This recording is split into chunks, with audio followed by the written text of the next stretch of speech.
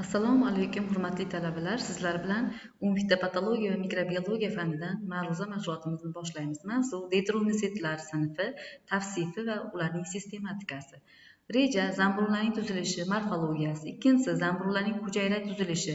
Uchinchisi zamburlarning vegetativ tanasi, gifa va mitsellarning turlari. To'rtinchisi meva tanachalari. Beshinchisi zamburlar ko'payishi. Zamburug' hujayrasining tuzilishi. Asosan zamburug'larning hujayrasi hujayra qobig'i, plazmalemma, sitoplazma, yadro membranasi, yadro membranasidagi teshikchalar, yadrochalar, vakuola, ribosomalar, endoplazmatik retikulium, yog' donachalari, lizosomalar, mitoxondriyalar, lomosom kabi zamburug' hujayrasidan tashkil topgan. Zamburug' gifalardagi har xil ipchalar, keyingisi erzife, ya'ni buksiniya turkumlaridagi gaustoriyalarning hosil bo'lishi, apressoriyalar, kengaygan yoki parraksimon o'simtalar. Ular bilan zamburug'ning parazit turlari, masalan, unshudring kasalligi xo'jayin tanasiga yopishib oladi. Gaustoriyalar, lotincha gausta botirib olmoq, ichmoq, gifalarning yonidan o'sib chiqqan to'qimoqsimon, parraksimon yoki ipsimon o'simtalardir. Ular o'simlik hujayrasiga kirib, oziqa moddalarini hujayradan zamburug' mitsellarga o'tkazib beradi. Bu hodisa zamburug'larning parazit turlariga kiradi. Stromalar, ya'ni lotincha so'zdan iborat bo'lib, ildiz shoxchasi yoysimon, yo'g'on gifalardan tashkil topgan. Ular orqali zamburug'lar substratlarda tez va keng tarqaladi. Rizoid va stromalarni qora mo'g'ur zamburug'lar ichida uchratish mumkin bo'ladi.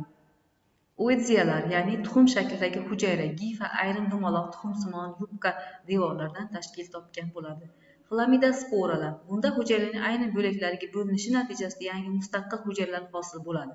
Dumaloqlashagan bo'ladi va oldingi hujayra devorlari ichida qattiq yo'g'on pigmentli devorlar hosil bo'ladi.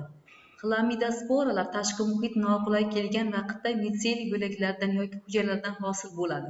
Ularning ichki qismlarida ko'p miqdorda oziqa moddalari to'planadi. Shuning uchun ularning yashash qobiliyati 10 yildan 15 yilgacha saqlanishi mumkin bo'ladi.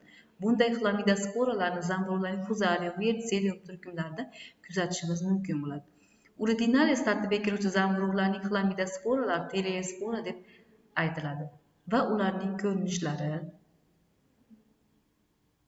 rasmda e'tibor berib turganingizdek ularning ko'rinishlari. Endi haqiqiy meva tanachalari xaltachali va bazidiyali zamburug'larda vujudga keladi. Klistotetsi dumaloq shaklda meva tanacha butunlay yopiq ichida faqat xaltachalar bilan joylashgan bo'ladi. Peritetsi dumaloq shakldagi yoki ko'zasimon shakldagi peritetsiyadan iborat bo'ladi va ular yetilgach hosil bo'lgan bosim natijasida xaltacha yoriladi va xaltachalardagi sporalar tashqariga yorilib chiqadi. Apotetsi, ya'ni bu ochiq meva tanacha shakli piyola yoki likopchasimon, voronkasimon shakllarga ega bo'ladi va ularning gimeniy qatlamlarini hosil qiladi. Bulardagi shu ko'rinishlari zamburug'larning vegetativ ko'payishi asosan bir necha xil bo'ladi. Eng oddiy vegetativ ko'payish mitsellarning biror joydan uzilib mustaqil individga aylanishi bularning vegetativ ko'payishidir. Zoosporalar asosan endogen yo'l bilan ko'pinchalik gifalar uchidagi zoosporangi ichida taraqqiy topgan bo'ladi. Bularning ko'rinishlari zamburug'larning asosiy jinsiy yo'l bilan ko'payishida asosan ular ko'proq zigotalar hosil qilishi natijasida ko'payadi.